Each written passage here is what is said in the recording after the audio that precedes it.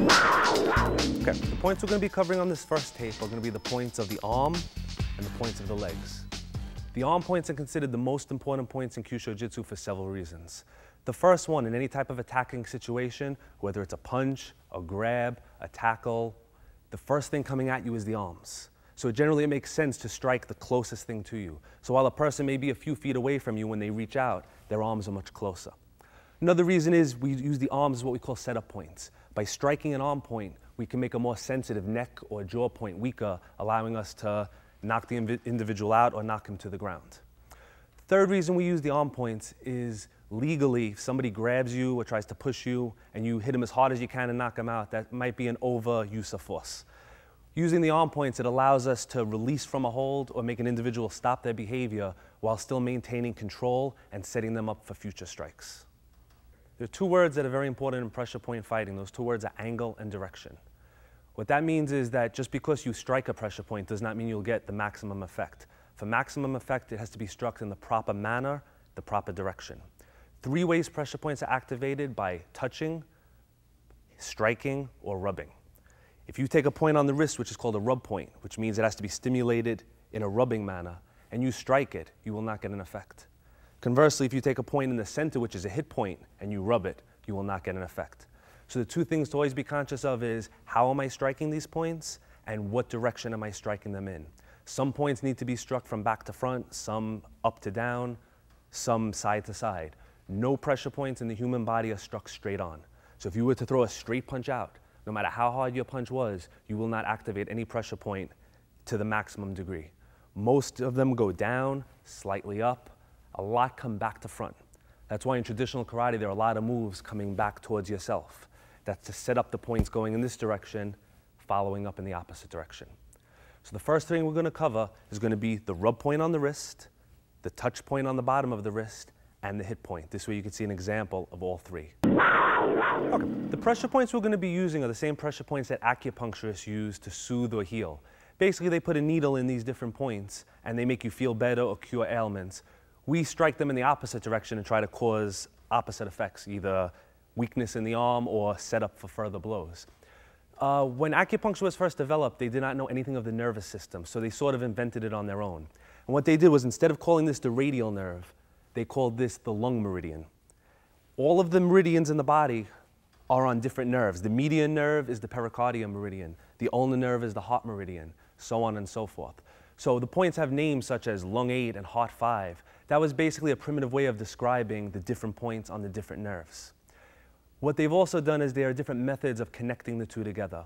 One of the most popular is called the cycle of destruction, which basically says that if I strike a fire point, the next point in the cycle is metal because fire melts metal. Now, there are about 5 different theories to connect the points, and when you get finished with all of them, you realize that if you strike one point, the next one becomes weaker regardless of what theory you're using. So originally the points were designed to kill individuals and cause organs to stop, and if you were going after a specific organ, you'd want to be on specific meridians. To cause weakness in the arm, to cause a person to fall down or to be unconscious, it's not necessary to take it to that level.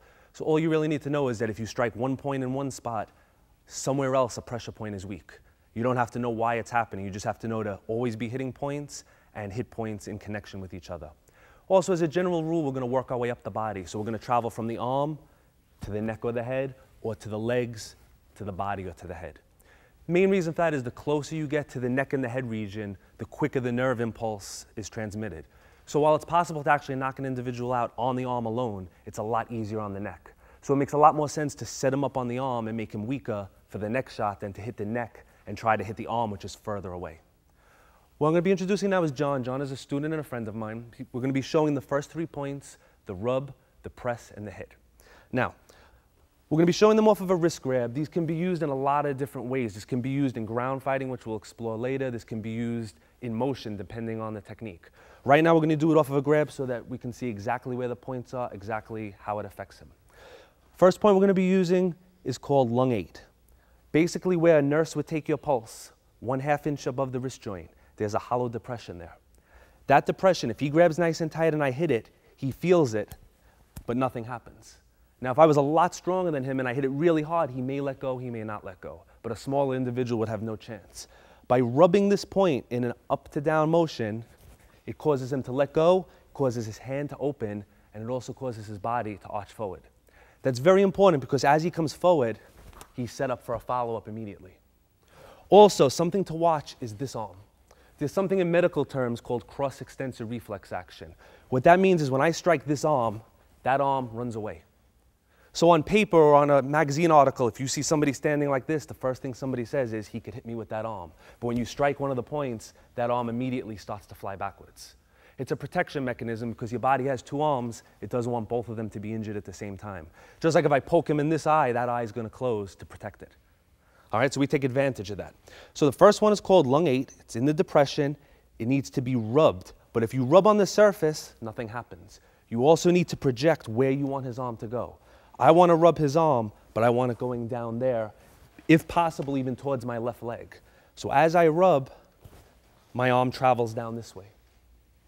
Eye contact is very important. Generally, your arm tends to go where you look. That's why in boxing or even in martial arts, they tell you when you're hitting a target or a bag, not to look at the surface, but to look through it, because your arm will go there. Same thing on this point. If you're looking exactly where you're going, you're going to end up on the surface, and he's going to feel it a little bit. You want to make sure that his arm starts here, just open for a second, but it ends up all the way down there.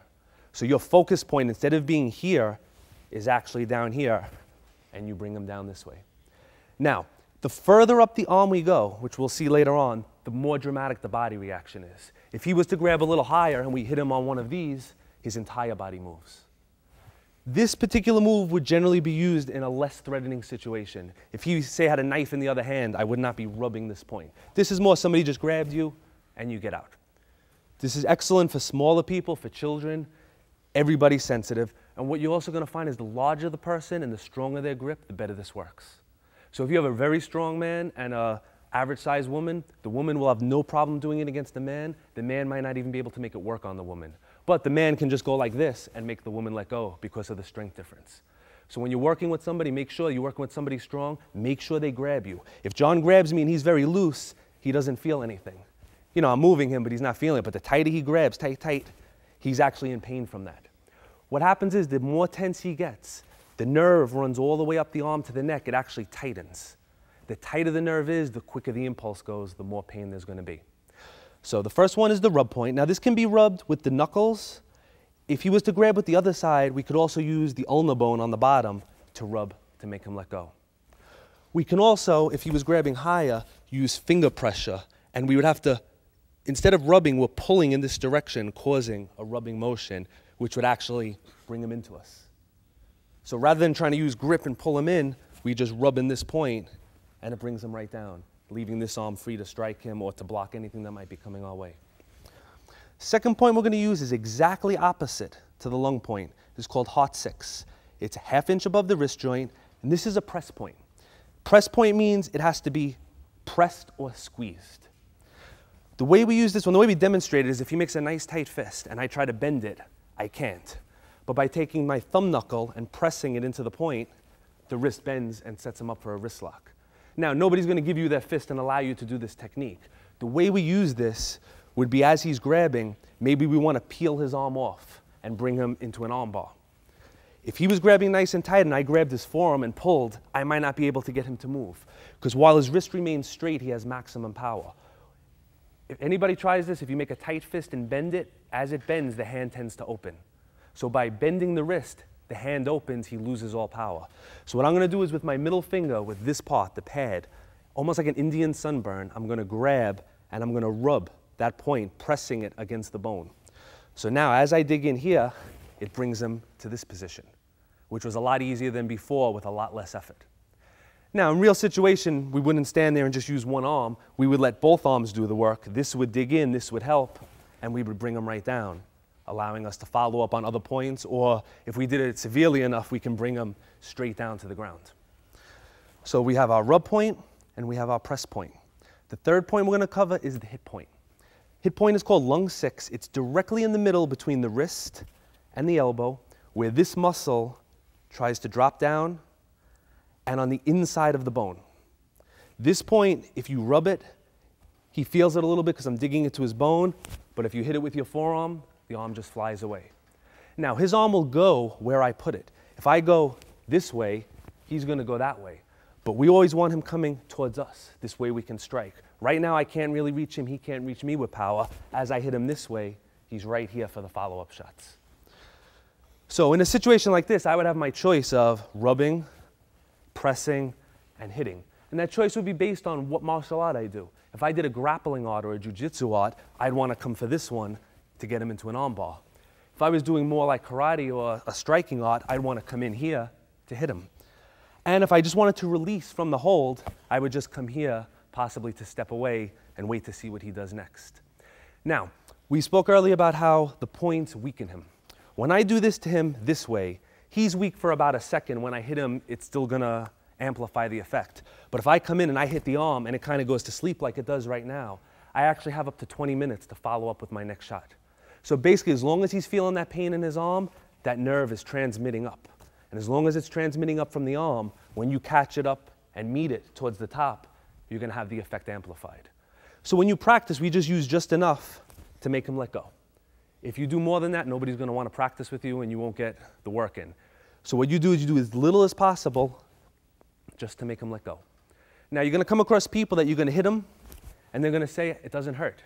But while they're saying it doesn't hurt, their hand's still gonna open. The purpose of these strikes is to make them release, bring their body forward, set up the nerve. Whether they feel pain or not is completely irrelevant.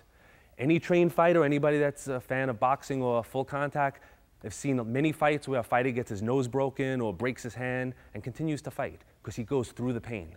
So if John grabbed me and I broke his nose right now where he's nice and calm, it would hurt him a lot and it would affect him. If he was trying to kill me or mug me, I would hit him, and if he could take the pain, he'd still come forward. The reason being is I'm giving him pain, but I'm not neurologically causing him to do anything. By striking one of these points, neurologically, this hand has to open. Most people will feel a lot of pain, but even the ones that don't will still have the same effect.